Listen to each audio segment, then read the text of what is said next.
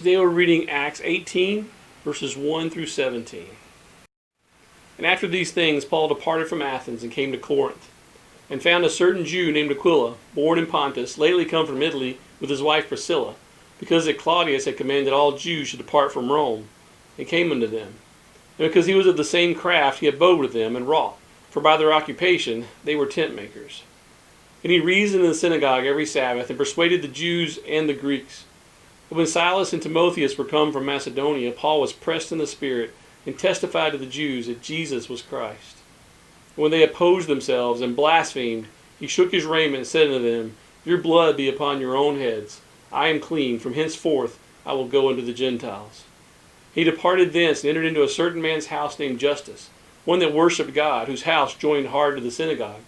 And Crispus, the chief ruler of the synagogue, believed on the Lord with all his house. And many of the Corinthians, hearing, believed and were baptized. Then spake the Lord to Paul in the night by a vision, Be not afraid, but speak, and hold not thy peace. For I am with thee, and no man shall set on thee to hurt thee, for I have much people in this city. And he continued there 1 year and 6 months, teaching the word of God among them. And when Gallio was the deputy of Achaia, the Jews made insurrection with one accord against Paul, and brought him to the judgment seat, saying, This fellow persuadeth men to worship God contrary to the law.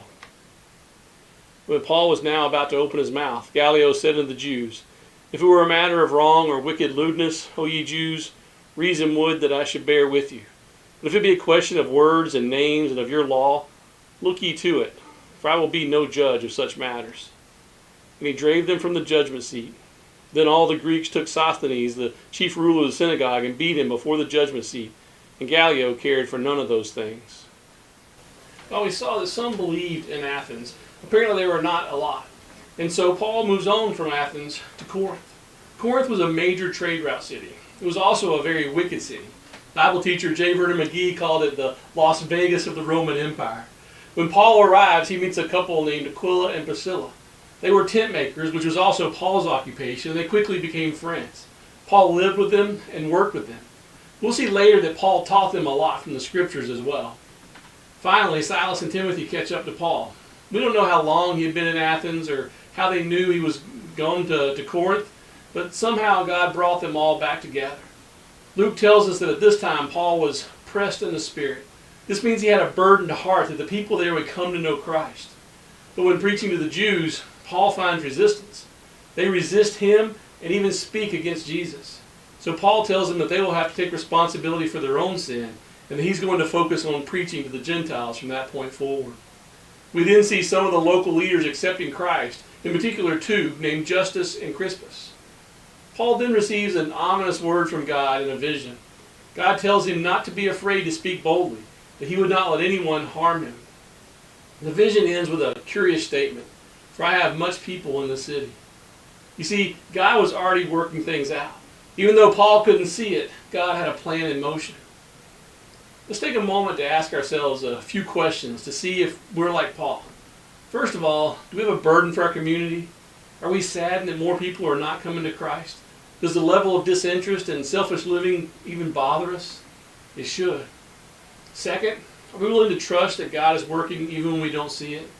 Luke tells us that Paul stayed there another 1.5 years after God told him this. Now that's a long time for someone like Paul, who usually moves on within a few weeks or months at most. Eventually, Paul clearly saw God at work when the unbelieving Jews tried to stir up an uprising against him. Religious leaders brought Paul before the judgment seat, accusing him of trying to change their laws.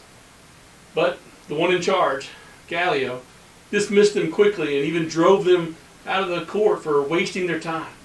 The Roman officers even beat the leader of the group as punishment.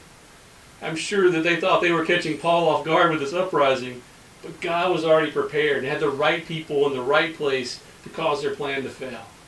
Aren't you glad that we have a God that has our back? We should be sharing the good news with everyone we meet without fear. Because trust me, God has people in our cities.